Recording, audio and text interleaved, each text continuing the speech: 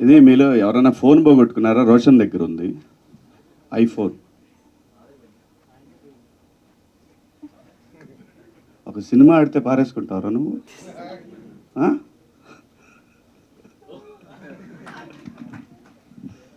అందరికీ నమస్కారం. మీడియా మిత్రులకు, పాత్రికేయ సోదరులకు అందరికీ పేరు పేరున నమస్కారం. అలాగే ఈ కార్యక్రమానికి పిలిచినందుకు థ్యాంక్ యూ సో మచ్.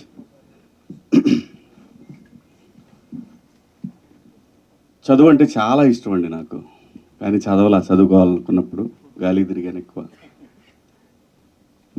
డెఫినెట్గా చదువు చాలా అవసరం, అనుమానమే లేదు.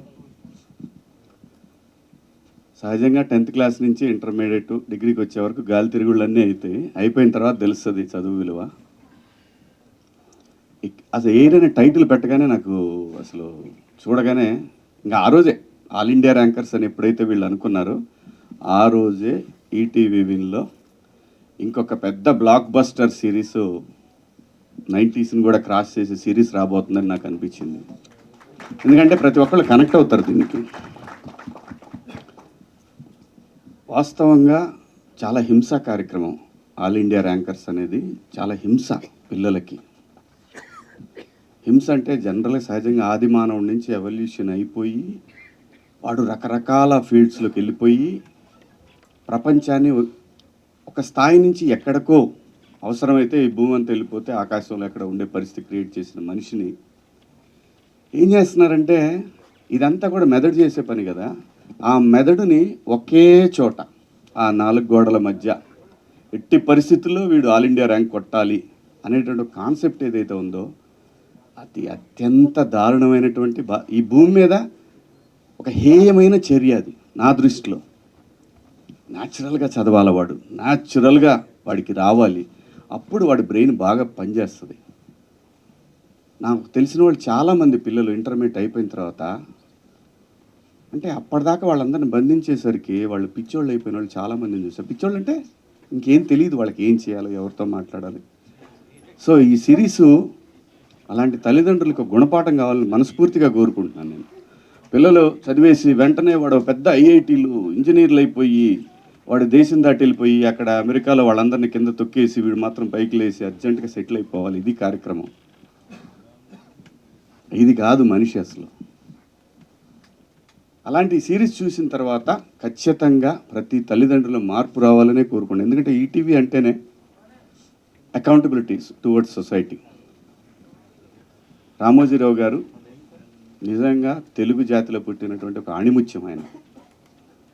ఆయన సొసైటీ ఎలా ఉండాలి అని కలలు కన్నాడో వాళ్ళ సంస్థల నుంచి వచ్చేటటువంటి ప్రతి ఒక్కటి కూడా మనం ఎంత గొప్ప కథలు తీసుకెళ్ళినా, ఎంత ఎంటర్టైన్మెంట్ కథలు తీసుకెళ్ళినా వాళ్ళు end of the day message అనేది ఒకటి మాత్రం ఖచ్చితంగా కోరుకుంటారు వాళ్ళు. అది లేకుండా వాళ్ళ కంటెంట్ ఉండదు, ఉండాలి. అలాగే నాకు ఈ మధ్య తెలుగు అనేది వదిలేస్తున్నాం. నేను స్క్రిప్ట్లో కూడా ఇంగ్లీష్ అని రాస్తున్నారు. నాకు బుర్ర పాడైపోతుంది. తెలుగు మాతృభాషలో ఉండేటటువంటి కిక్కు. మీరు జంధ్యాల గారి సినిమాలో కామెడీ ఇప్పుడు ఏమన్నా చేయమని చూద్దాం.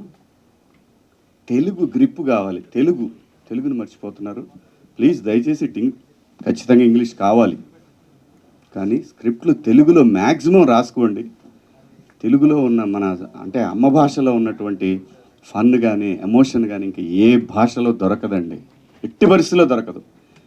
ఇంకా నిజంగా చెప్పాలి, మీరు అనుకున్నది ఇంకా ఎక్కువ ఎలివేట్ అవుద్ది ఆ స్క్రిప్ట్. అలా ముందు డైరెక్టర్లు అందరూ కూడా ప్లీజ్ ఇంగ్లీష్ అనే పదాన్ని ఆపేయండి. ఎందుకంటే ఇప్పుడు నాకు తెలిసి గత 3-4 సంవత్సరాలుగా తెలుగు ఆర్టిస్టులు ఎక్కువ మంది ఉన్నారు. ఇంత ముందులాగా బయట నుంచి తీసుకురావట్లేదు.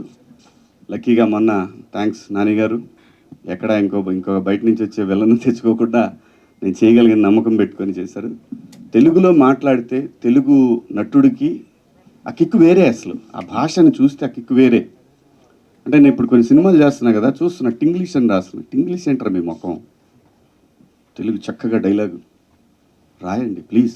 డైరెక్టర్లకు నేను మనస్ఫూర్తిగా కోరుకున్నా. ఓకే, న్యూ ఏజ్ మేకింగ్, కొత్తగా ఆలోచన ఏమీ ఉండదు. End of the day emotion. Cinema is all about emotion. ఇంతకు మించి ఏమీ ఉండదు.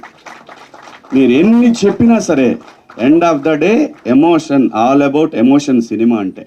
అందుకే నిన్న కన్నప్పలో లాస్ట్ 1 hour తీసేసిందన్న కూడా ఆ ఎమోషన్ వర్కౌట్ అయింది. సో కాబట్టి ఏంటంటే ఆ ఎమోషన్ అనేది అమ్మ భాషలోనే ఉంటుంది. ఇది కొంచెం అవుట్ ఆఫ్ ద సబ్జెక్టు అయినా చెప్పాలనిపించింది చెప్తున్నాను.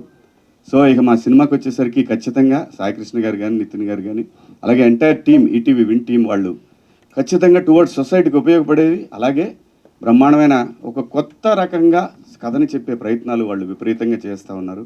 ఖచ్చితంగా ఇది కూడా చాలా పెద్ద సక్సెస్ అవుద్ది. అలాగే మిత్రుడు సందీప్ రాజు గారు నిజంగా ఇన్స్పిరేషనేనండి. వీళ్ళందరూ కూడా ఖచ్చితంగా ఇన్స్పిరేషన్. మనకి టువర్డ్స్ ఆర్ట్ పట్ల డెడికేషన్ ఉంటే జాతీయ స్థాయికి వెళ్ళొచ్చు అని చెప్పి ప్రూవ్ చేశాడు ఆయన.